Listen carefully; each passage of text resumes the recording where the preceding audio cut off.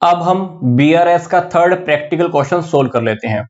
इसकी स्टेटमेंट्स के अकॉर्डिंग मैंने 30 जून 2014 को मोहन कपूर की कैश बुक चेक की है, तो मुझे पता चला कि बैंक कॉलम में डेबिट बैलेंस है कितना 12,000।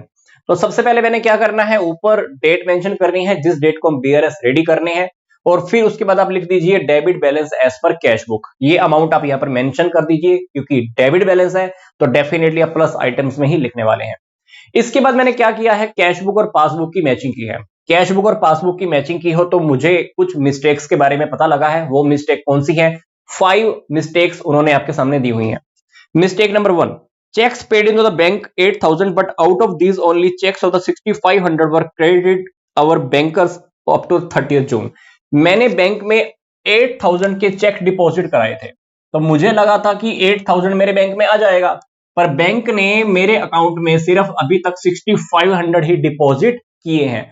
मुझे तो लगा था कि 8 के 8,000 आ जाएंगे, पर आया कितना 6,500। तो मैंने एक्स्ट्रा कितना लिख दिया 1,500। तो 1,500 मुझे क्या करना है, माइनस करना है। वो माइनस मैं कहां करूंगा, यहां पर। और यहां पे आप सामने आइटम का नाम लिख दीजिए जो आपकी ट्रांजैक्शन नंबर 1 है, या जिसको आप एरर कह रहे थे वो आप सामने मेंशन कर सकते हैं। आगे देखिए, cheques of 9,200 were issued but out of these only cheques of 7,000 were presented for the payment.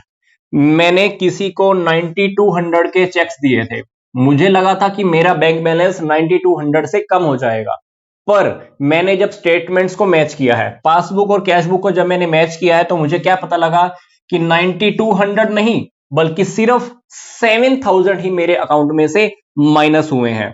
तो मैंने एक्स्ट्रा माइनस कितने कर दिए 2,200, क्योंकि मुझे तो लगा था कि 9,200 चला जाएगा, पर बैंक की पासबुक से पता लगा क्या सिर्फ 7,000 ही कम हुए हैं। तो मैंने एक्स्ट्रा माइनस कितने कर दिए 2,200।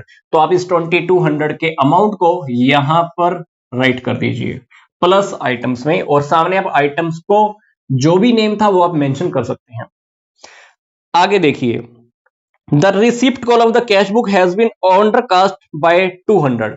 जो हमारा रिसिप्ट कॉलम है इसको मैंने 200 इसमें कम लिखा हुआ है। अंडरकास्ट का मतलब है कि ऐसा समझ लो कि आपने इसमें कम लिखा है, तो यहां पे आपको 200 और दिखाना है, तो आप क्या करोगे, बीआरएस के अंदर जाइए और 200 आप यहां पे लिख दीजिए, और सामने आप आइटम का नेम कि कैश बुक का जो बैंक कॉलम था इज अंडरकास्ट बाय द 200। आगे देखिए, the passbook showed a credit of the 330 S interest on investment. Passbook में मैंने देखा होगा कि मेरे अकाउंट में 330 रुपीज आए हुए हैं, जबकि मैंने इधर तो मेंशन नहीं किया। तो बीआरएस में जाइए, बीआरएस में आप यहां पे लिख दीजिए इंटरेस्ट ऑन इन्वेस्टमेंट, सामने आप लिख दीजिएगा। और भी क्या बोल रहा है, कहता है कि 60 रुपीज के चार्जेस भी थे। बैंक ने हमारे अकाउंट में से 60 रुपए चार्ज किए हुए हैं, किस चीज के, बैंक चार्जेस के नेम पे। वो मैंने यहां पर नहीं लिखा, तो मुझे मेरा बैंक बैलेंस कम तो करना है, तो आप बीआरएस में यहां पर कम कर दीजिए 60 रुपीज आप चार्जेस के नेम के मेंशन कर दीजिए। स्टेटमेंट नंबर 5, एरर नंबर 5 देखिए क्या कह रहा है, किसी कस्टमर ने हमारे अकाउंट में 3,000 डायरेक्ट डिपॉजिट करा दिए हैं। तो ये बैंक की पासबुक से पता चला होगा, जबकि हमारे पास यहां पर तो एंट्री थी ही नहीं। तो आप क्या कीजिए, इस मिस्टेक को बीआरएस में आकर ठीक कर दीजिए, और यहां पर लिख दीजिए direct deposited by the customer. इसके बाद आप क्या करना, टोटल कर देना।